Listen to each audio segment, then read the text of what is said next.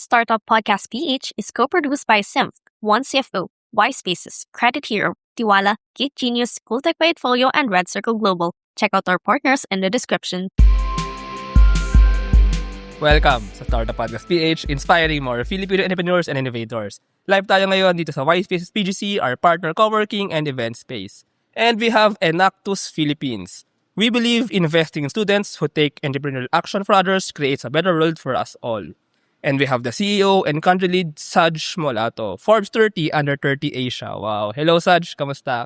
Oh, hello everybody. Nice to be here and thank you for having me and my team.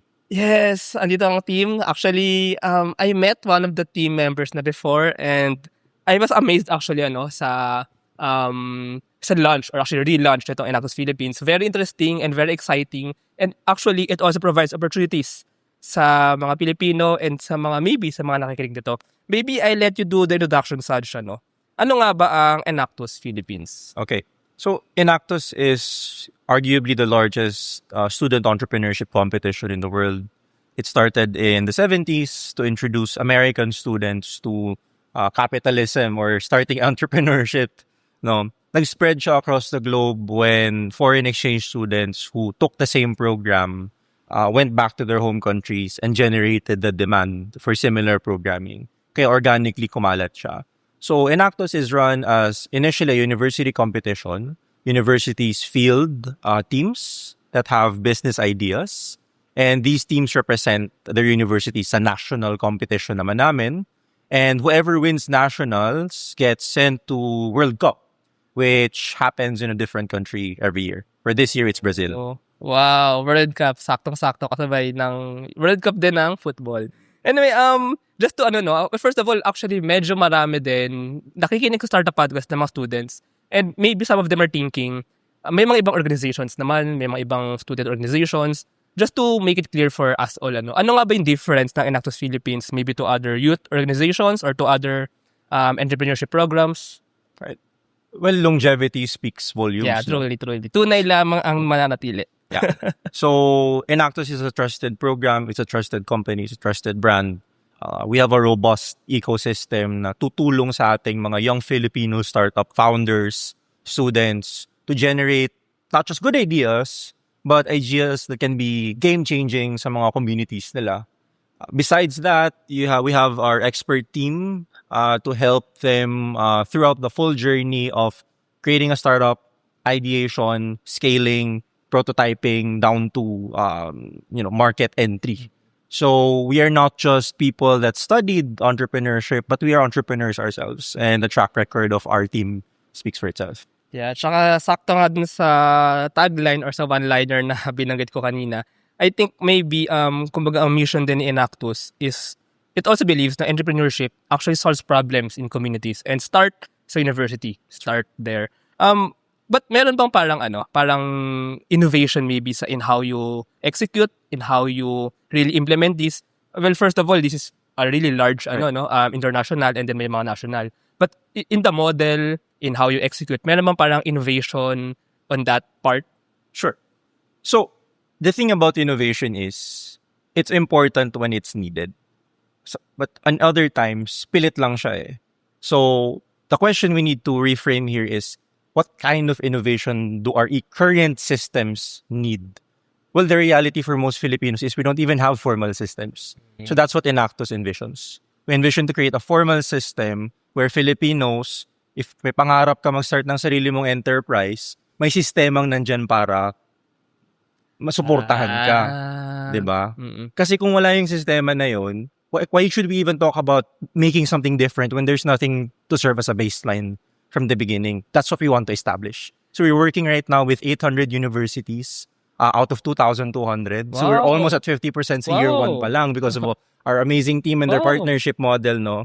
So that's what we want to establish. The ecosystem, and harkening back to your other question, na merong other organizations that do something similar, and honestly, we don't see that as competition. Mm-hmm. We think that if the system is competitive enough, if it ensures that innovations can happen, let's say at some point, there are areas of work na hindi namin matuntunan talaga, and Enactus can't do everything all at once. Another organization does that, that's a good milestone for us because that means that we built the baseline system to allow innovation to actually happen. In today's digital world, your organization needs more than just technology. It needs a strategic partner. At Symph, we build web and mobile apps that drive innovation for startups, enterprises, and organizations worldwide. Visit symph.co today.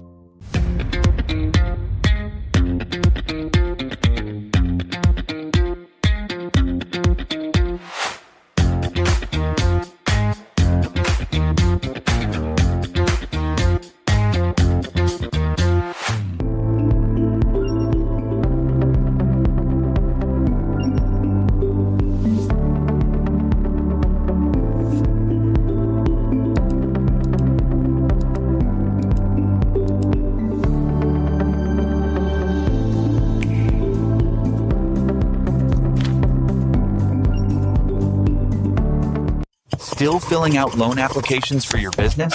Yeah, thought so. Save your time. Grow your business. With Credit Hero, one online application gets you loan offers from multiple lenders. Apply for a business loan now. Visit credithero.com. Nice. First of all, I really like that thinking, na kumbaga, as an organization, you're solving a problem. And kumbaga, hindi lang ikaw yung nag-iisa. Hindi lang Enactus basically yung nag-iisa na solve the problem. It's a system. And if Enactus contributes to it, may ibang yung kumbaga yung mukhang nakasolve, you contributed to the whole solution. Yes. But with regard to that, I also like yung thinking na kumbaga, there should be a system. Meron tayong iteration system. But I'd like to see, and I think many of our listeners would like to see, a built system na talagang nagmo-motivate din or nagbe-build din towards entrepreneurship and innovation. And I think yun yung direction or yun yung sinusubukang i-build nga ni Enactus. Yes. Tama. Yes. Now, I've heard Enactus kind of relaunched or parang relaunched to. So, can we just know the story behind that and why Enactus is relaunching now? Sure. So the network in the Philippines was initially started by one of our current board members, in early 2000s. It ran for about 2 decades, so to 20 years. And then because of COVID and because of global circumstances around philanthropy, it had to stop. So in 2023, Enactus Global was actually acquired by one of my mentors based in New York. So he reached out to me. He was like, hey, we have something big brewing. I'll keep you in the loop when it's happening. So when Enactus happened, akala ko at first it's just a small program. I've heard about it by name, but I didn't actually know the scope and the scale it was operating under, no? So nung first time namin ni Cristoni pumunta sa Bangkok last year for World Cup, sa final pitch, doon namin na-realize ang laki pala nito.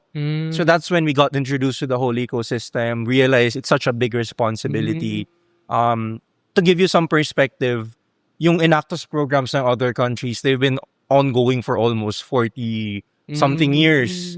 And sa mga country leads naman nila, they're about almost double my age. So it's a big responsibility. I'm by far the youngest country lead, and Cristoni is the youngest country director sa Enactus program by a mile.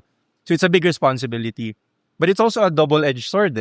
It's a big responsibility, but at the same time, because we're in the same age bracket almost as the people participating, Gen Z pa rin naman ako, batch 1. But batch 1. But we understand what drives truly young people, what incentivizes participation more than anyone else.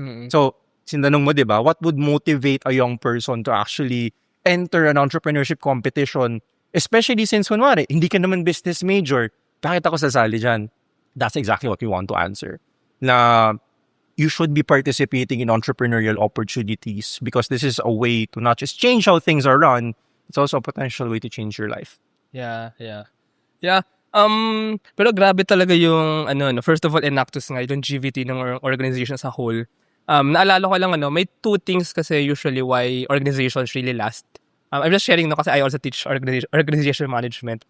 First reason is kumbaga ito yung system na naglalast. Kumbaga it is a true and lasting system. And second, maybe yung problem ay while maybe pa unti-unti na solve, still nag-persist. And I guess we still have a large problem to solve when it comes to how do people in their own communities solve the problems they are facing. And I think ngayon kasi marami mga entrepreneurs go to entrepreneurship to be rich, ganyan. Pero at the end of the day, entrepreneurs really solve problems, right? Entrepreneurs really make solutions para maging mas okay in a way yung buhay ng mga tao or ng communities around him or her. Pero just just to dig more into that, kumbaga Enactus Philippines solving or contributing to solving that problem, medyo two levels yung problem na sinasolve dito eh. First, yung larger problem, why there's a need for entrepreneurship. Second, ano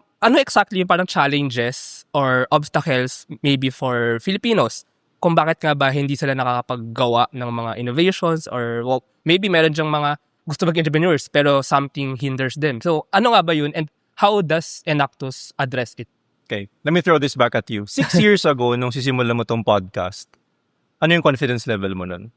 Very low. 10, 20. Kasi, di ba? Kasi, let me add on that. I like this conversation na.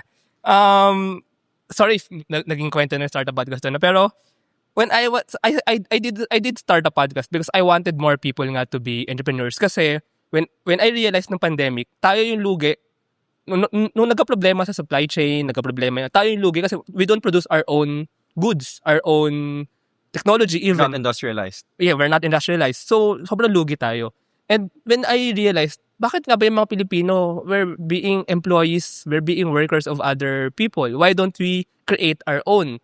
So, sobrang baba ng confidence level ko noon. But, fortunately, marami namang tumulong, marami sumuporta, marami nakikinig. So, umaangat siya po unti-unti. I guess, yeah, continue that. That's the system we want to build na you're one out of 100,000 plus, 1 million plus Filipinos that want to do the exact same thing you're doing, but you're the one that scaled.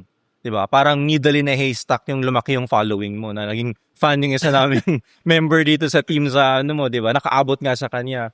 But what systems do is ensure that more people become successful. Yeah. Have a more formalized structure for success. Yeah. Not necessarily prevent people from failing kasi that's an important aspect that we can talk about later. But to ensure that there's actually a way for you to gauge how long it will take for you to succeed. Hindi yung bato-bato lang sa langit kung wala akong magawa dito, sayang lang yung oras ko. Diba?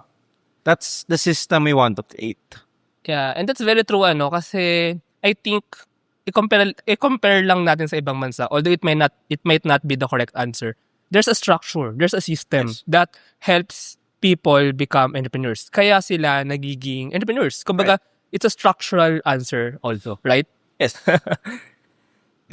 Sige, go ahead. With Filipinos kasi gutom tayo eh. Like we're naturally hungry people. We're very entrepreneurial people. But the parallel to it is if you see somebody in the West, like say 13, 14-year-old high school student ka, nag-intern siya or nagtatrabaho siya part-time sa McDo or fast food chain, 6-year-old mag-start ng lemonade stand. People laud these people for being entrepreneurial. It's normal for them. Pero kung dito, grade 6 ka, high school ka, magtrabaho ka sa Jollibee, makita ka ng friends mo, magtatawanan ka. See the parallel. Yeah, at saka, sorry if I may lang, alala ko yung story ni Cristoni here, country director. Alala ko talaga, particularly, when he said na when he was young, nanonood siya ng mga Milo, yung mga ganyan. So parang, it's a structural thing. Kasi, alam mo, to be honest, Ton, I really like that, our conversation. Kasi, doon ko na-realize na ang daming Pilipino gustong mag-create, gustong makatulong, gustong mag-build. Pero it's a structural problem. Yes. Ang hirap magkaroon ng opportunities, first, to learn, and then second, to apply, and then also yung support. I mean, it's hard to find support. It's hard to find a community, a system like this. So, I think this is very correct na kumbaga the direction Enactus as a whole org is taking na solve that structural problem para mas madaming ma-enable maging entrepreneurs, right? just to add to that, para lang may simple tayong example. Let's say nasa classroom ka. Let's say estudyante tayo lahat dito. Teacher lang yung nagtuturo sa atin. Chalkboard lang, nagsusulat lang siya, diagrams lang. Let's say wala tayo lahat ng libro. What are the chances na papasa yung mga tao sa classroom without the books? Yeah. Yung mga naturally brilliant people will stand out regardless, di ba? Kasi, ganun sila. Let's say, entrepreneurial sila. But for the rest, the 99%, low chance sila to even make it past. Yeah. Because walang structure in place to make sure na matuto sila. Yeah. Which are the books. Yeah. Diba? Tsaka I remember unfortunately, for example, yung iba in some classrooms na walang equipment, laboratory equipment, Right. they study laboratory activities pero wala silang laboratory Exactly. equipment. So it's I think kumbaga yung infrastructure and yung structure, I think it's I think it's obvious, it's even statistical for countries who built a structure that supports entrepreneurship. I think they have more entrepreneurs, right? Naturally. Ay, okay. But anyway, I want to kumbaga mas i-contrast and i-compare din. I believe you're also doing something more than the current education system. Kumbaga meron education system but you're enabling students to become entrepreneurs. And it's kind of hindi siya approach na parang you just teach, you build the system for them, you incubate, you let them pitch for the World Cup. So what do you think, or how do you think, or how important do you think kumbaga yung ganitong klase education, it's more of experiential, it's more of practical as opposed to the usual education system that we have? Right. The thing is, we shouldn't pigeonhole skill sets into this lang. Diba? If sabihin natin entrepreneurial program lang to, a lot of people will not be interested because they want to do other careers that are unrelated to business. The reframing that needs to happen is global skills to. These are skills you need regardless of your profession in order for you to be globally competitive as talent. So, okay, let's say na you don't end up as an entrepreneur, but you still undergo the Enactus program. You have international skills of talking to people from different cultural backgrounds. You have the ability to do public speaking. You can do presentations. You can create business models. You can create financial projections. Are these skills that will not be useful to you down the line in life? Absolutely not. Magagamit mo to at every point in your life. No. The fundamental, I think, one of the biggest fears of people around the world is public speaking. Just to be able to get over that fear already puts you ahead of a lot of other people. Ano yung practical application? Job interviews. Pag magaling ka magsalita, you can express yourself. Yun yung mga nag-standout na candidate Yeah, soft skills. Yes. Yeah. Yun din yung framing natin na soft skills Yeah. I think we should. Your point. These are just skills. Yeah, I get your point. In general. Diba? Oo nga, no? Why do we call them soft?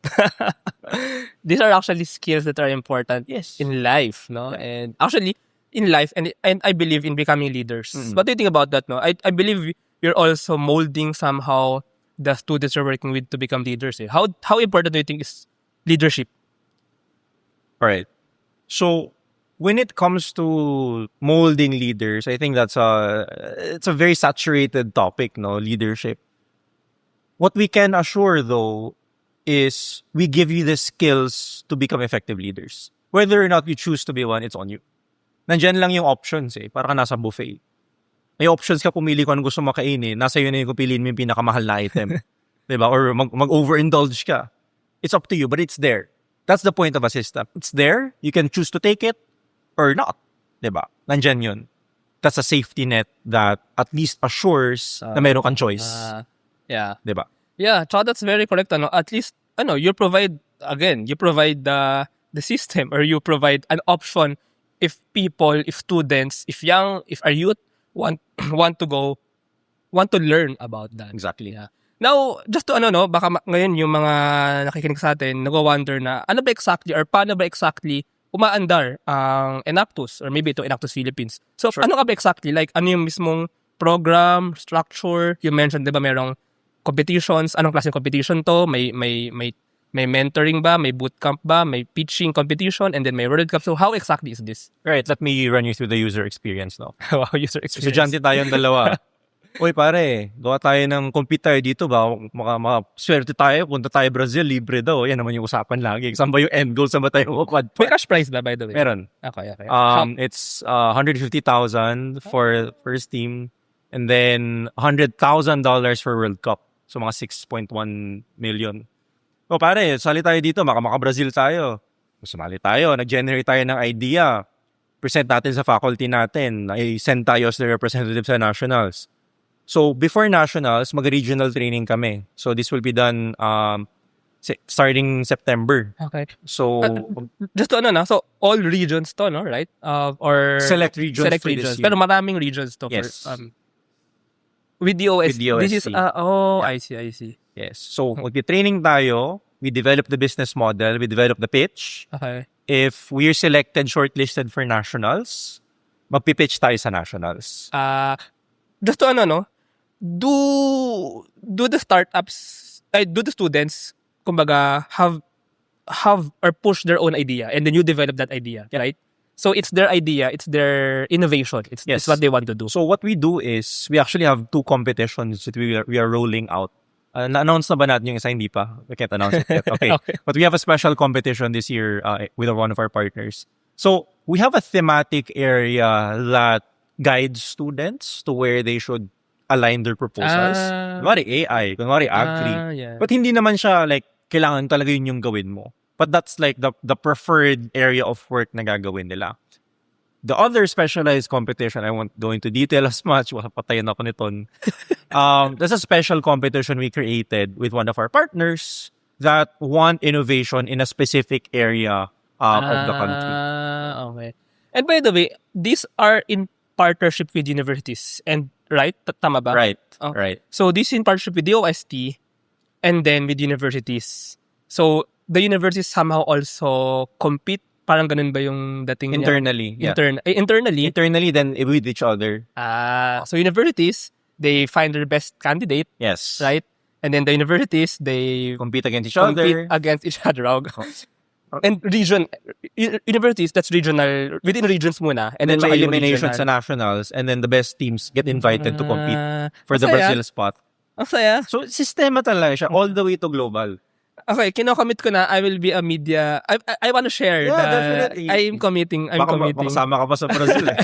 Hindi, pero I mean, just the fact that I want more people to know about this. Yeah. And correct me if I'm wrong, but I don't think there are many yung ganitong national level na Leads outside.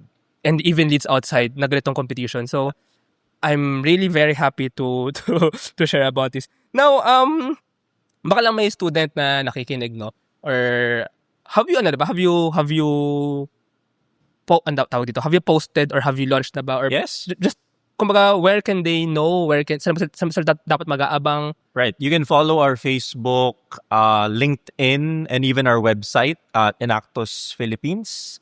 The website is enactus.ph. Yeah, enactus.ph. ENACTUS.ph. Ayan. So, sa mga nakikinig dyan, students, kasi actually, ang Startup Podcast, meron din tayong partner student organizations. Actually, 60 plus na.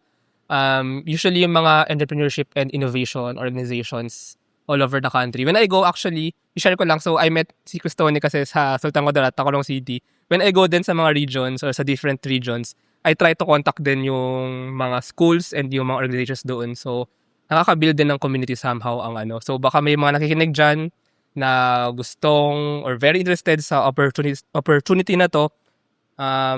Let's go. And I think another thing na gusto rin malaman pa ng mga students or ng mga mag-participate is yung mentorship. How really, kasi I think it also differs, it's also the differing factor somehow sa mga ano eh. So, meron bang difference sa mentorship program ng Enactus? Yeah. Yeah. So, 2 things. We have the applied mentorship, which happens during the competition rounds. And then the post support, which I think is 90% of the equation. Most don't really do that because it takes a lot of investment. But the thing is, we have a robust community of partners and alumni that are actively helping our participants. Yung mga dating nanalo? Yes. So, the moment na you become part of the network, it's pretty much a lifetime opportunity and commitment as well to give and to take and to give back. So, it's an Enactus family pala, no? Yes. Yung mga dating nakapag-World Cup, sila yung magtuturo, magka-guide sa mga current na magko-compete din sa World Cup, right? By the way, meron tayong news sa ano, no? Meron tayong news flash from our Sultan Kudarat State University. Actually, I really loved that school when I went there sa Tacolong City. It was the national championship and a World Cup qualifier for 2 to 3 times already. Wow. And actually, just to add on that, isa yan sa mga example na ang daming talents, sorry to say, pero yung iba, hindi lang napapansin sa Manila because there's a lack of structure, I believe. Pero for sure, ang daming talents, ang daming bright ideas, and the potential to execute. We just really need the system and the opportunity for them to actually perform to do that. Now, more of the stories lang, so this is a relaunch nga, ano yung talagang motivation? I mean, you could have just not done it. You could have, when your mentor said na, let's do this again, you could have declined. Ano yung parang talaga motivation for you rin personally, and maybe for the team, and maybe when you gather the team, Sure. to relaunch? I mean, this is a personal mission for me. I started the company when I was 18. Same with you, confidence was slow when I joined my first competition. I wasn't even a business major graduate, or that wasn't even my course. No. So I had to teach myself how to create a business model using YouTube lang in preparation for a competition at Harvard. First Filipino to win. So there was no formal system that guided me. Wait, I just want to dig on that, no? How did you learn? How did you, kasi for sure then, many Filipinos want to emulate or Sure. want to, so can you share lang that story? So, I was a business major in first year, but thinking na I would never really use it, nag-shift ako to Why? pol sci. Why? Kasi pinili ng course ng magulang ko. Talaga? Nung nakapasa ako sa school, tinanong ko sila, kailan ako pipili ng course? Wala na, okay na, tapos na. What? Sorry, what? Hindi pa ako napili. Ngayon, bumalik ka sa business. Ngayon, bumalik ka sa entrepreneurship. Ayun nga eh. So, first year, umalis ako. I went to pol sci. Sabi ko, di ko naman gamitin business. Ayun, I started a company Okay. just when I left the business degree. That's why I'm a big advocate na you don't need to be a business degree major to actually engage in business. So, when I joined the competition, we developed the model, very basic. It was a model that we utilized to mobilize yung SK funds before na hindi nagagamit through a public-private partnership. Oh, Ayun, sa PPP. okay. That was what I proposed. So, nung nanalo ako sa competition, super unexpected. Nag-pitch kami sa mga LGU. Kasama ko pa si Ton yan eh. At to, na-immobilize nila yung funding na yon, na wag lang gamitin sa liga at basketball. We actually invest those funds in youth skills, opportunities. An example ng how did you push? How did you convince then? How do you convince? We went through hundreds of rejections. Okay. Kasi mas madali gawin yung basketball eh. Mas magaling gumastos ng 100,000 sa mga jersey eh. But we eventually found one mayor that was interested after like a year of searching. And then, we started with an event that featured over 850 participants. For anong event? We trinain namin sila to develop venture similar to Inactus, but wow. local setting. Wow. This was all the way back in 2017. Wow. 850. Okay. Training namin sila sa SDGs, nag-invite kami ng partners, UNICEF was there, ADB was there. Pinadinan namin sila sa probinsya. So it's bringing all of the resources Manila institutions had to the peripheries. Saan yan, if I may? Sa Baco City. In Albay. Bicol. Okay. Albay, yeah. Bicolano. So, Okay. yeah. So we did that. That was our first big break. And then that's what really catapulted us going upwards. So I went through the journey of a fledgling entrepreneur. I was saving my allowance para makabook ng mga bus trips, papunta sa mga LGU. Alam mo yon, just to pitch and find that one person to believe in me enough. Kasi I don't come from a political family, etc., etc. So, sino ba yan na gusto tayo i-meet? Gusto i-gastos yung pera ng LGU, di ba? Who's this young upstart wanting to change how things are done? Pero wow, I mean, it's a big thing, just one. Kasi, not to underestimate or not to belittle yung basketball or sports, pero basically, kaysa ibang illegal activities, okay rin yung sports, pero actually, kumbaga, at the same time, if the Filipino youth can create even more opportunities, that's actually a good thing. So, ang kinaganda, I believe in programs that teach entrepreneurship, pwedeng ma-multiply yung capacity. Yeah. Pwedeng ma-multiply yung pag-create ng opportunities. Yes. And I think that one thing that you started can actually ripple out dahil nga may isang naniwala. Yes. And rewind tayo ng konti, sinabi ko sa basketball and pageant lang ginagastos. Diba? Well, Kung hindi lang doon, those things can exist. I don't really mind. But there needs to be more. Dapat may lalim pa beyond that. Tsaka what I want to point out is, well, yun nga, hindi masama yung ganun, no, yung basketball sa definitely. pageant. But, kumbaga, the fans, the capacity of the LGU is mag-stay dyan if, kumbaga, Diversified yung investments. diversified. Tsaka, if nagtuturo ng entrepreneurship, these opportunities can actually largen the capacity. So, mas maraming basketball, mas maraming pageant, or mas maraming iba pang magagawa. I believe that's, kumbaga, investment siya to multiply, to increase the capacity na pwedeng magawa ng isang community, right? Now going back sa so this is actually parang franchise ng Enactus sa Philippines, right? Something like that. Yeah. So can you just tell more details on how kumbaga why ikaw or why you do you think yung not the perfect person but kumbaga why do you think napunta sa iyo yung responsibility nga or yung kumbaga ng business sa big thing nga nung Sure. pag-execute nito kumbaga. So, track record and familiarity with my work. So, again, as I mentioned, it was one of my mentors, or actually two of my mentors that acquired the global network, no?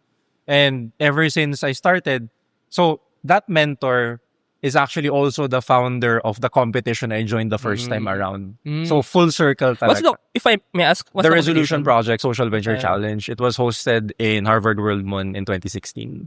So, at that time, nakita na nila na, alam mo yun, like this person wants to do something. 8 years later, I was doing a lot of things. Kaya sabi nila, they trusted me enough to handle it from that point despite being quite young at the time. So, body of work as well. If you check our site, we've worked with a lot of international agencies prior to this. Kaya nandyan yung vote of confidence. Na hindi lang dahil kilala nila ako tsaka nila binigay sa akin. It's because I have, track record to show for it. Trust the digital future with Twala. Secure and tamper-proof digital signature. Electronic notarization service. And custom AI agents for intelligent document workflows. Visit twala.io to learn more. Meet Lala, a freelancer who chose Gig Genius. Unlike many platforms that make freelancers pay just to apply, Gig Genius was built to put skills first, not spending. No pay-to-apply barriers, no bidding fees, just safer opportunities through dual system verification. Ready to experience the difference? Visit giggenius.io and join Gig Genius today. Now, when they, when you got hold of the quote-unquote franchise, may team ka naman na to or binuo mo pa lang yung team after? And can you introduce to our listeners the team behind? All right. So joining me here is my Chief Operations Officer, Cristonigo, my Chief of Staff, Paula Kwasay, and si Sam Batul, who was formerly an intern way back when she was in college, who's now serving as our communications lead for Enactus Philippines. So we started with si Ton. He was the first person I invited. He was already working with me on a couple of projects. And sabi ko sa kanya, you wanna join me sa Bangkok? There's a World Cup thing. I want you to know more about it. Interest check. Tingnan natin kung, kaya. And then, that journey was when we figured out na this is such a huge opportunity for us to do something good for the rest of the country. That's when it started. Now, since then, if I may ask, so just to see the kumbaga how things progress in entrepreneurship or in doing things like this. Ano na yung mga na-achieve so far? Ano pa yung mga gagawin kumbaga? Right. So our biggest milestone for this year is partnering with almost 800 universities across the country. Earlier, we just added secondary institutions. Ilang teachers yung part ng network nila? 200,000 mixed, diba? Public and private school, senior public school teachers and state colleges to the network earlier sa meeting nila. And besides that, we're working with corporate and private sector plus government to formalize the national competition. So, if I may ask, I have two questions actually on like the operation. First, how did you partner? How did you partner with them? I mean, you talk to them, how do you approach them kumbaga? Okay. I mean, brainchild to ni Ton eh. Like, he's familiar with the education sector. He's quite well connected. He knows people like you. He joins competitions nationally. So, the puzzle pieces were there. It was just a matter of us sitting down for a long amount of time to put them all together na, okay, let's be strategic about this. Let's work with, coalitions of different universities to make the job easier. Once we partner with these coalitions, they disseminate downwards. That's how we were able to increase the number to that much by year one. So parang just to see the operations behind, kumbaga. Before yung parang competition, like the proper of the you form the network first. Parang andyan yung mga schools. Yeah, Complete right. yung mga schools, andyan yung network, universities, teachers, students, and then when you will start the proper, the competition, the mentoring, the competition, yung per school, and then regional, national, you will just tap, kumbaga, the network, and then it happens. So that's the strategy. So it took you like 1 year or something or less ba? Half a year. Half a year, wow. Or less pa. 3 months. 3 months, wow. Tuwan-tuwa siya, 3 months. Kumbaga to onboard the network and then snap and then go game na si Enactus. Yeah. Oh, I see. Are there any memorable stories? Wow. Meron ka bang share dyan na pinaka-memorable na nangyari while on that process of tapping or building the network and then on to today? I think it was just the multiple series of small surprises that lead to the bigger picture, no? Kasi going into this, again, we were like 99% blind. Kumbaga, we didn't really know the scale, the impact, the fact that it existed to this scale. So, each and every time we met with partners, we met with alumni, we met with even corporations we've met with, Enactus kayo, alumni ako niyan, nagugulat na lang kami. It's a surprising and very, I guess, a very warming experience to know that it's still there. Yeah. Even if, they changed the leadership, they still have a spot for Enactus in their hearts because of a positive experience they had when they were younger. Yeah. When we meet with alumni right now, sometimes randomly, sometimes intentionally, nagugulat ka na lang na ang dami nila na kwento na may share nila sa inyo. That can also help us with how we can continue to improve the programming that we have.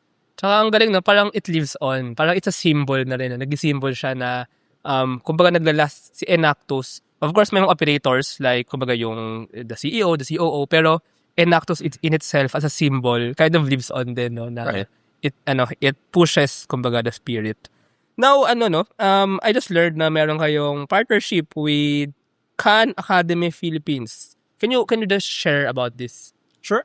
Khan Academy is our co-presenter for Enactus Philippines. By the way, I'm a fan ng Khan Academy. I mean, isa ako sa part of the generation na nag-aaral ng Khan Academy. Anyway. Right. So, they're actually helping us develop that other challenge we're talking about, which we'll be releasing next week for our listeners. No, there's a special competition for Khan. Ang Khan Academy kasi, diba, they have online courses eh. Nag-aaral ako dati sa Khan Academy. So, you don't need to spoil, pero parang may kinalaman to sa online something or... It's about education. It's about education. Okay. It's about education. Yeah. Okay. We can say that much. Just yung details lang talaga, it's a surprise. Sige. Now, going to the future. So, can you just tell us the timeline nung itong competitions going to the World Cup? And then, sige, yun muna before I ask you the long-term vision. Right. So, currently open na yung challenge. Capacity building will happen next month. So, teams can now start applying for nationals. They should be starting with the ideation, initial steps. September will be a heavy month for us because we'll be shortlisting who will be eligible for nationals. And then, so October, from 9 to 10, we'll be hosting nationals. And whoever wins nationals will go to Brazil from November 16 to bilis. 20. Bilis talaga. So, that's why kailangan yung team to keep up with the demand. Every when ito? Like once a year ba ito? Or Yung World Cup. Yeah, tsaka Yes. yung so Once a year. next Ibang September, country naman. October, November ulit. Something like that, yeah. Yeah, I'm an operations guy kasi, so I'm just thinking na parang the first half of the year is for building the network for that, and then yung latter half of the year is for actually executing. Parang ganun yung mangyayari. Right. For us. But for Ah. established na franchise, na networks, what they do is, sometimes nga, immediately after World Cup, Meron agad. nationals na agad sila for next. Di mas marami yun in 1 year. Ang bilis, hindi, isa lang. Pero for the rest of the year, sponsorships na lang sila. It depends talaga. No? Oo. Pero, okay. Oo. And then just to, yung World Cup, talagang once a year siya and paiba-iba ng bansa. Right. Every Posible year. ba? Or baka nagkaroon na sa Pilipinas? Wala pa. Wala pa. Malay nyo, Enactus Philippines na ang Potentially. mag-host. Potentially. The vision naman. Ano ba talaga yung vision for Enactus Philippines? And maybe even yung larger nito na parang this is more than an organization. This is like a mission really to provide a system sa Pilipinas, not just the Philippines, but to provide a system to enable more entrepreneurs. So, ano ba talaga yung nakikita na vision here? Right. So for us, it's scaling upward and downward. What do I mean by this? For this year, the directive to my team is to build up nationals into the baseline na ito yung dapat standard na natin to for how nationals is run. Let's establish that first. And then a vision for next year. Kasi na-mention ko sa'yo, we're doing capacity building sa regional sa September. We want to formalize the regional structures, hopefully by next year, na each region host its own regional competition to determine who's going to be shortlisted for nationals. So we'll do regional programming, hopefully in all regions by 2028. That's the latest we've set for ourselves. And then after that, concurrently, we also want to build up the ecosystem in Asia. Kasi there are other Enactus networks that are active around Southeast Asia, whole of Asia. We want to develop camaraderie and relationships with these other networks to, number one, share resources, share opportunities, and to build community. Kasi, it's always nice to have friends in different places. So, if an Enactus alumni were to go to Thailand, South Korea, there's somebody that can potentially meet them, host them. It's building this natural and organic ecosystem of entrepreneurs and young leaders and young change makers. Parang it's a network na kumbaga wherever you go, you can find an Enactus alumni and then just relate. Yeah, exactly. Like you can just, join the I don't know, a chat, a WhatsApp group of alumni or like, I don't know, a message board. And then you can say, hey, I'm going to Thailand. Any alumni are interested in meeting up or showing me around. Ganun lang. Like very straightforward. It's there eh. We just need to capitalize on it. And for long-term vision, that opens doors to so many other things we can implement besides just Enactus, the default programming of Enactus. No. Yeah. Sige, actually that's a very good very good. Actually it's so actually for me it's energizing to hear about this what you're doing at Enactus. Meron lang tayo dito parang mga slam book questions. Sure. Pero these are slam book questions na for entrepreneurs. We have 5, no? I'll start with what really keeps you motivated, maybe despite perhaps nagkaroon ng challenges, roadblocks along the way. What really keeps you motivated in doing this, in building the network, and in a few months in executing the proper, kumbaga. Sure. It's to make sure that my story as an entrepreneur isn't the outlier. It becomes the norm. I said this during my speech in relaunch na I am one of 1 million, 12 million, 120 million. And that should never be the case. Mm-hmm. There should be more that reach a point where they're successful enough. They can, break barriers and do the things that they want and change things. That's what we want to do. That's what systems are necessitated for. Yeah. I really love that answer. Alam mo, yun yung inisip ko nisang araw kasi it's a startup world kasi meron tayong term na unicorn, di ba? Parang pinag-aagawan yung to be the first unicorn. Pero I think, babalik lang tayo sa, I'm not to for sure the first unicorn will be a large inspiration. Pero if we keep on looking at that, parang babalik tayo sa yung the history is controlled by the great men, by the few great men, not by the whole system, not by the whole So I think I really agree with you na it's much more important na kumbaga kaysa may monumental story, kumbaga na nagbago ng mundo, your revolution or your great story is a normal story, an ordinary thing that many Filipinos can do, right? I mean, in a couple of decades, hopefully we will be forgotten, but the systems are still there. Yeah. Diba? Yeah. It's- Ganda. The people are irrelevant. The systems are what matters. I love that. Galing.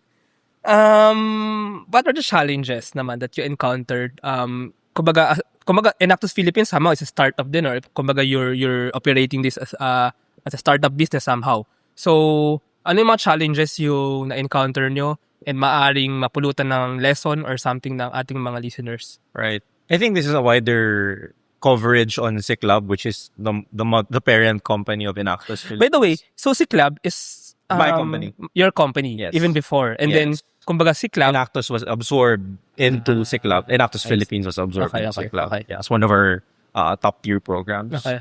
Yeah. And you have other programs pa? We have a couple. Ano, I mean, if you may... We have an ongoing program right now called AI for Asia, which is an Asia-wide program for AI entrepreneurs, leaders. We have quite a few partners. You can check out our site, aiforasean.org. We bring in top-level discourse to the people in Southeast Asia. So we invite big people in the AI space to talk intimately with our fellows. We currently have a batch of over 120 fellows across Asia. So yeah, and thanks for asking that. Concurrently with Enactus Nationals, we're also hosting the Philippine Youth Innovation Summit as a separate event where we'll be inviting young trailblazers from across Southeast Asia and the Philippines to participate in high-level discussions. Wait lang, so ang dami palang ginagawa. Ang dami palang nangyayari. How do you do that? How do you do that? You mismo, kumbaga Saj. Ang daming nangyayari sabay-sabay, ang daming programs na ina-execute. Right. It all falls into place, eh. Like, it all leads to center points where we're not just doing so many different things for unrelated reasons. This all leads to us creating that system where participation can happen, people can be heard. And how can people be heard? When you give them the resources to actually do something. Galing. So, kumbaga, you're doing the initiatives all mapunta dun sa vision or the system that you really Yeah, we want consistency more than anything. If we do it annually, it happens long enough. Interest builds from private, from public sector, that they can start replicating it or financing it. That's the goal for us. Na it becomes a consistent thing. Oh, yeah, that's super Mangyari nice. siya. Oo. Yung sa Youth Innovation Summit, correct me if I'm wrong, yung mga participants sa Enactus, sila din yung dun sa summit or mixed? We're also inviting for people from other parts of Asia to participate. Okay. We have delegations from different countries like Korea coming in to, Yeah, tsaka I really like that thinking na kumbaga you don't just do things separately, you don't just do things because my funder, my project, it parang nakikita ko nga sa'yo, Saj. There's a vision, a structure that you want to happen, a system that you want to happen, and you're forming the team who will be operators for that system. Pero kumbaga with the many things you mentioned in this conversation, parang mas yun yung direction, hindi ikaw kundi yung Right. yung system that you want to see, right? That's right. I mean, the ethos with our work has always been the burden of spending for events like these, for opportunities, shouldn't fall on the consumer, which is the young people, the students. Kasi magastos I like that. What do? We look for opportunities and existing pools of resources na nandyan na-underutilized or na-misuse lang, which is yung different funds, etc., etc. I mean, government has a lot of different areas of funding. Private sector has a lot of CSR opportunities. So sabi namin, let's get it done. Let's just find the right corporate partners who believes in what we do. And then, as much as possible, walang gagastusin yung mga participants natin to make it as accessible to everyone as possible. Kasi kung i-host namin to sa Manila, the likelihood of sino pupunta lang, mga taga Manila. Yeah. But the opportunities are already saturated here. Yeah. The people that need the opportunities are yung mga nasa probinsya that normally can't go to Manila. Yeah. That's the system we want to create. Galing. I mean, I'm really I really like that kumbaga principle that this is doing. So, ang ganda rin, no? I mean, I'm just thinking baka yung mga ibang participants ng Enactus papakinggan tong interview na to and they will know really kung ano ba yung kumbaga mas maiintindihan nila kung ano ba yung ginagawa nila, and I think that's a very nice thing for them to hear. And going back sa challenges, so ano yung mga challenges that you encountered or ano yung maybe parang what can you share na challenge na na-encounter ng team, maybe? Right. So I'll highlight 3 core challenges like throughout the journey of creating this company, etc., etc. So number 1 is of course funding talaga. Like it's always the elephant in the room. Like sino ba magpupondo sa atin? Or should we just be doing this as charity work? It's always like a tough conversation to have with people. Because when you're talking to young people, they're very passionate. They're very eager. They're like, I shouldn't be charging for something I'm passionate about. Which is true to a certain extent. Kasi they have all the time in the world. Kasi nasa university pa sila. Remember the time nung estudyante pa tayo, nag-volunteer pa tayo. Yeah, go. But the moment you become a professional, it becomes hard. Kasi if you're still volunteering for an organization, makahati na yung oras mo sa pag-volunteer, sa pag-day job mo. What we want to do is to make organizations financially sustainable also. So that was one of the first challenges. How do you create a financially sustainable model for non-profit organizations? Because people always mistake 2 things. Non-profit means hindi ka pwede kumita, which is totally untrue, factually untrue. Number 2 is people always, mistake it as a foundation. There's legal differences besides the tax breaks and all of that stuff. Foundations, I think you're required to have show money of about ₱1 million. NGOs, it's just as easy. Just 3K, 5K. So that's a big barrier as well. So that's the first thing. Like, paano ba natin ito mapapatakbo? Yeah. Because if you have funds as an organization, that's the best quality control measure you can have. Kasi if you're 100% volunteer reliant, very volatile yung operations mo. As an operations guy, di ba? The best talent go to the companies that give the best opportunities, that pay the best, yada. And yung mga natitira na lang, yung mga kung saan-saan. Di ba? Number 2 is the opportunity to invest in good talent. I think that's one of the challenges din, hearkening back to my earlier statement, na if you don't have good people, if you don't have people that are competent, that can do multiple things, it's difficult for you to scale. Like you can do baseline, you can do prototyping, you can do this, small scale, but it's difficult for you to expand your operations if you don't have people that can replicate the quality of work you're able to establish. No. Because I think this is something that organizations need to hear. Mga NGOs, mga nonprofits, having a large volunteer pool is not a mark of success. It's an HR disaster. So unless you can actually manage 200, 500, 1,000 volunteers, you can feed all of them regularly every single week. What for, diba? Yeah. Whereas you have a team of 3, 4, 5 people managing a project that helps hundreds of thousands of people. What would you rather have? A manageable team? No. So I think we need to frame it in that way. Now we segregate the mainline default operations from the volunteer opportunities. Like, sure, having volunteers is good, giving back is good, but we should always maintain that assurance of quality in how organizations are run. My motto with the nonprofit space is always, we're a nonprofit run like a for-profit. We have metrics, we have financial projections, True. we have professional staff handling different segments, alam mo yun, handling proposals, etc. So, key yun. Yeah.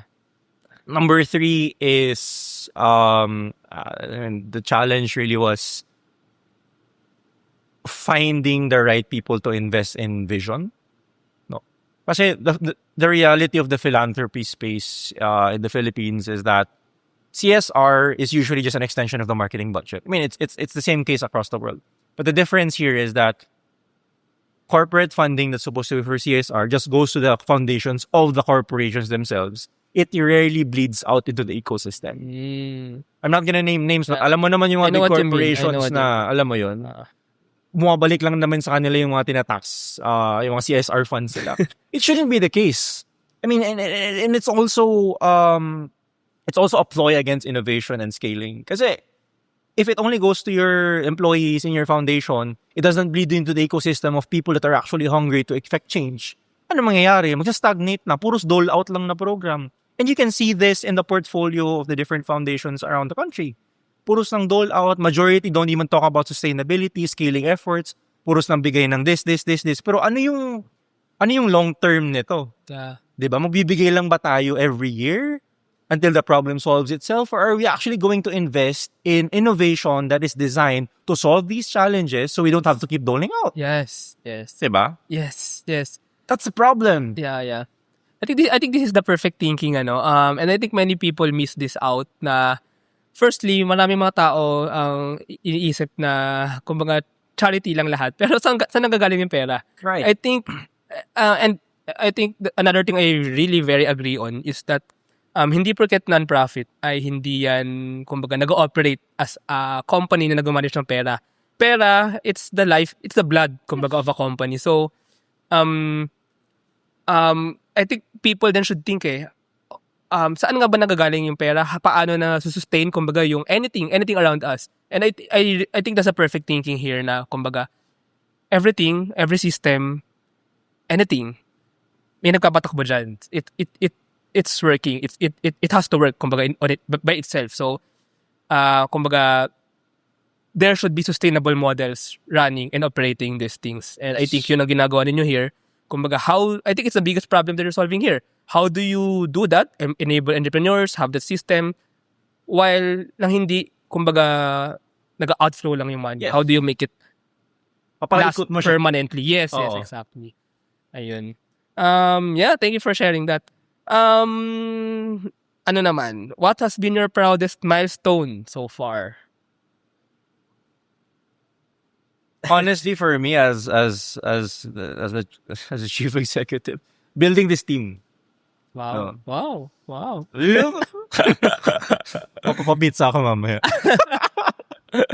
Joke lang. But it's really that kasi I've been in this space for 10 years, going 11.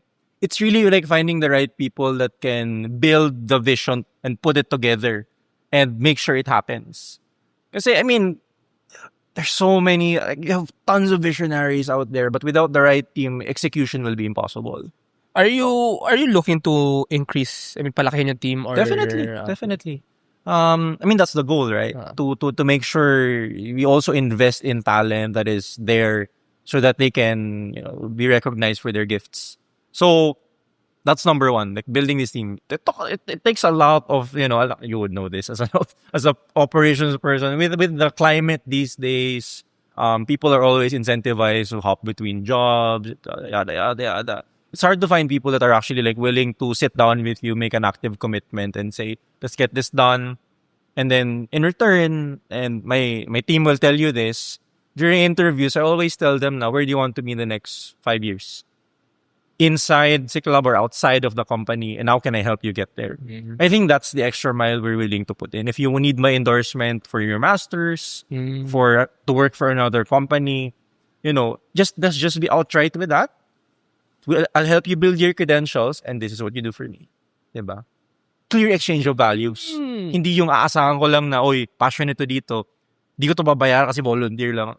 Doesn't help to add yung kanina, how do you sustain a financial, at the same time, you have to sustain the team, no? And I think, ito din yung binabalance ng mga tao. To be practical, salary, at the same time yung vision. So, I think those are two things you have to balance in sa mga tao, kumbaga sa team mo. How do they stay with the team economically and also spiritually, at least in purpose, kumbaga, for them, spiritually. Hindi naman akong pastor din. Hindi, gets na yun. Next question. Actually, second to the last question. What has been the biggest lesson you've learned as the CEO of Enactus Philippines? Lesson maybe, or parang, kumbaga, that other entrepreneurs can learn from? Biggest lesson? Well, I've had a few lessons already at this point. Dami namin problemang pinagdaanan across the years. But true to my word, it's never the brightest, the most gifted people that really make it in this world, that become entrepreneurs. It's those people that are persistent. Yung matigas ulo. This is how I see the world. I'll stick to my vision. Whatever it takes, I'll get it done. Even if I just get 50% of the way. It's the persistent people that get things done. Persistence to the vision, to the finally, what advice would you give to young Filipinos who want to create meaningful impact through entrepreneurship and innovation? Or maybe yung mga Enactus Philippines participants. Be prepared to fail. Number one, the mindset I want to change, if there was one mindset, something I would change on like a national scale, it's yung takot natin pumalya. It's a very Asian thing to look for security, diba? True. And you can't blame people kasi it's also an offshoot of, living in tough circumstances. Gusto mo yung anak mo safe yung career para hindi niya maranas yung hirap na inanas mo, which is great.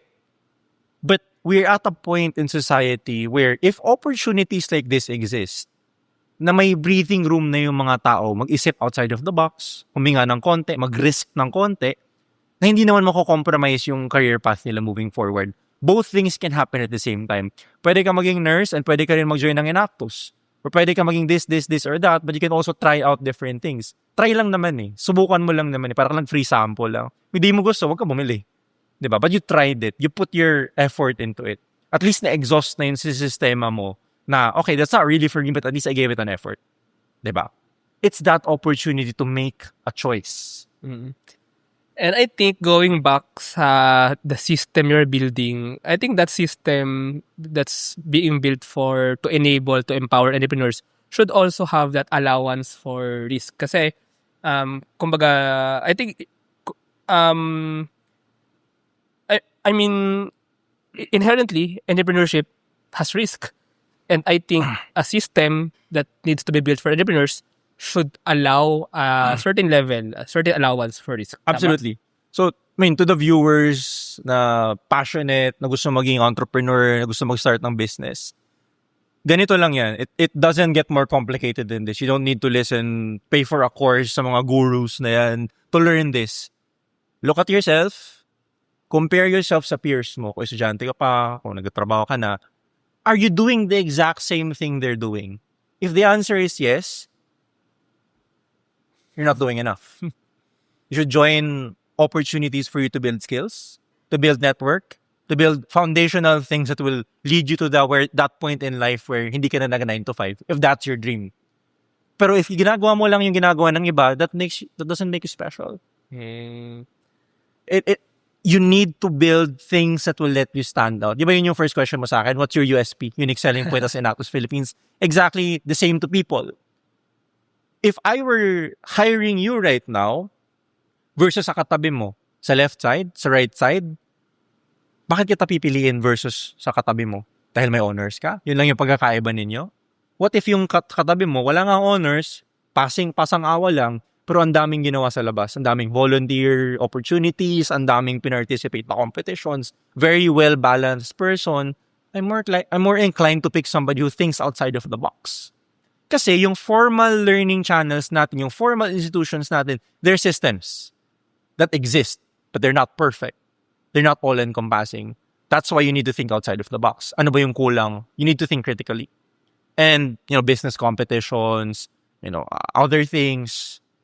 These are opportunities for you to learn things you will never, ever learn in the classroom. Di ka matuturuan nito Diba? Matuturuan ka ba ng business skills just by looking at the business model canvas? Absolutely not! Magbenta ka ng Zesto dyan sa tabi. Magbenta ka ng sweet corn sa katipunan. Tsaka matututo mag-business. That's how you learn to talk to people. That's how you learn to make sales pitches. That's how you learn to make an effective elevator pitch that actually gets the attention of people within 5 seconds. Yeah. These aren't skills na matuturo sa inyo ng professor mo. These aren't skills na matuturo ko sa inyo. These are skills you learn for yourself. And if I may add, that's where you learn the grit actually. Absolutely. To really execute that. Grit. Gulang. Gulang. Gutom. Education is evolving, and so are we. Introducing School Tech by Edfolio, your all-in-one school management solution. Built for schools of all sizes, School Tech bridges the gap between school and learning management. Driven by passion, School Tech makes educational technology accessible, affordable, and easy to use for schools everywhere. With an integrated approach, School Tech simplifies management across different departments and enhances efficiency in operations. School Tech transforms the way schools manage, teach, and learn. School Tech, taking school management solutions to the next level. Running a business? Make it smarter with Red Circle Global. Streamline operations, boost productivity, and manage everything in one powerful ERP system. Book your free business demo today at redcircleglobal.com, guided by one of our top experts. One last question. I'm really very curious sa'yo, Sadsha. No? Parang sorry for the term, pero parang ang awakened or parang ang ganda nung, understanding, kumbaga, sa mundo. Can I just ask, kumbaga, when nag-start yung learnings mo, kumbaga, itong mga to, yung thoughts mo na ito, kumbaga, when you were young ba? Very young? High school? Elementary? Or maybe at a later age? Sure. So here's the thing I have the frustration most Filipinos outside of Manila carry. Most Filipinos na hindi lumaki sa urban capital. But are you from, outside ba initially? Bicol. Doon ka nag-elementary, ganun? Until high school. I only went to Ateneo nung college. I see. So I got to see both sides of the equation. The saturation of opportunities here because absolute lack of opportunities sa province. So that's the main frustration I've lived with my whole life. That's why I'm motivated to do these things. That's why I have nuance with how I see the problem. It's because I've lived both experiences. Diba? I was in, until high school, doon ako. Tapos dito ako lumaki halos, like for that other half of my life. Doon ko nakita na ang dami dito, kulang doon. Need natin dalhin doon. Ganun lang naman kasimple. Ayun. So I think you also have that, really, that national look, kumbaga, that perspective na Manila perspective and outside Manila perspective. And I think Bukid perspective. Hindi naman. But yeah, grabe. Thank you very much, Sadsha, for this conversation. Actually, ang ganda. And to be honest, ang ganda nung principles, kumbaga, beyond or behind Enactus. Enactus Philippines itself is really amazing to look forward to. But now, understanding yung principles behind, I'm even looking forward more. Share ko lang bagong matapos ng episode na to.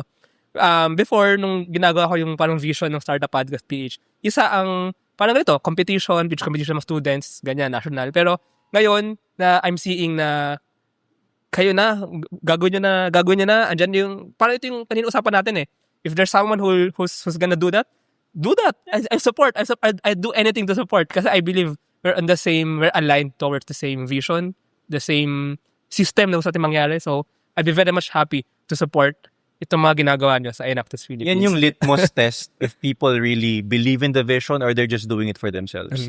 If other people are doing better than them, hilahin ba nila pababa? Susuportahan ba nila? Yeah. That's how you test if people are really in it for the right reasons. No. So if may mas mas magaling pa dyan, come on, let's work together, diba? Let's do something. Let's change things. Not compete. Yeah. Kino-commit ko na I'll support. Ano mo magagawa ko to share, to whatever, let's do that. Appreciate it. Thank you very much, Saj. If our listeners want to know more, baka may university na gustong magsali ng students, baka may government agency na gusto pang mag-support, baka may students or parents or whoever na gustong sumali, want to know more. So again, how can they know more? How can they join? How can they contact you? Absolutely. So you may check our page on Facebook or LinkedIn, Enactus Philippines or Enactus PH. But more importantly, nasa website po namin lahat ng steps you can take to register as a team, as a university, etc. You can follow us sa website namin sa enactus.ph. enactus.ph. Ayun. If ever actually you have Facebook posts, I'll even share sa Startup Podcast PH. And ayun, I hope makatulong din ang Startup Podcast PH to let more people, more students, more universities know about this very exciting thing and competition and World Cup that's gonna happen. So yeah, thank you very much, Saj. And thank you very much, Enactus Philippines. Thank you for having us. Thank you very much to our 68 patrons. This episode is super powered by Multibook Philippines, provider of cloud ERP and outsourced business services, Wonderbrand, data science-driven brand strategy and design for emerging markets, Aslex PH Academy, our official e-learning partner, get certifications on Lean Six Sigma, project management, data science, and more. Pahatid PH, B2B logistics solutions provider specializing in third-party logistics, micro-warehousing, and micro-fulfillment services. Digital Workforce Group, connecting Filipino professionals with global opportunities and helping businesses scale through recruitment, remote staffing, executive search, and more. Nascent Batteries, energy technology startup specializing in sodium-ion battery technology as a safer, more sustainable alternative to conventional batteries. Level Up Talent Solutions, delivering lean pro talents, highly trained, AI-ready, business-savvy professionals who plug into your operations and power your growth. Agile Data Solutions, the Philippines' fastest-growing market insights tech company with its data gathering platform Hustle PH. Cloud CFO, expert accounting, tax, and payroll services for SMEs and startups, using smart technology to deliver actionable financial insights. Architect Space Solutions, provider of ground station services, space data analytics, and technology supplies to grow the Philippines' role in the global space ecosystem. DV Code Technologies Incorporated, IT solutions specializing in software development, blockchain smart contracts, digital wallets, and cybersecurity. Argon AI, make smarter decisions by presenting both sides of an issue as argued by two distinct AI models. Pixel by ePlayman, turn content into opportunity, grow deeper connections, and earn more. Only with Pixel. Sign up at pixel.eplayman.co. School of Profits, Filipino-led community for aspiring freelancers, VAs, agency builders, and online earners, built to help you start, grow, and earn online together. Hire Business Solutions, provider of the most configurable cloud-based payroll system in the Philippines. Smell Checks, streamline hiring and onboarding with automated background checks. This episode is powered by Nature Loop, Worldwide Shipping and Logistics and Stars Free AI, Sirius MD, Airship Logistics, Pareto Consulting, Josie AI, Uplift Codecamp, Board Prep, Hanson Barley, East Point Business Outsourcing Services, Filipina Home-Based Moms, Alacon, Aquafeeds, One Algae, Grey Wolf Technologies, and Sugbodo. Support the podcast through the links in the description.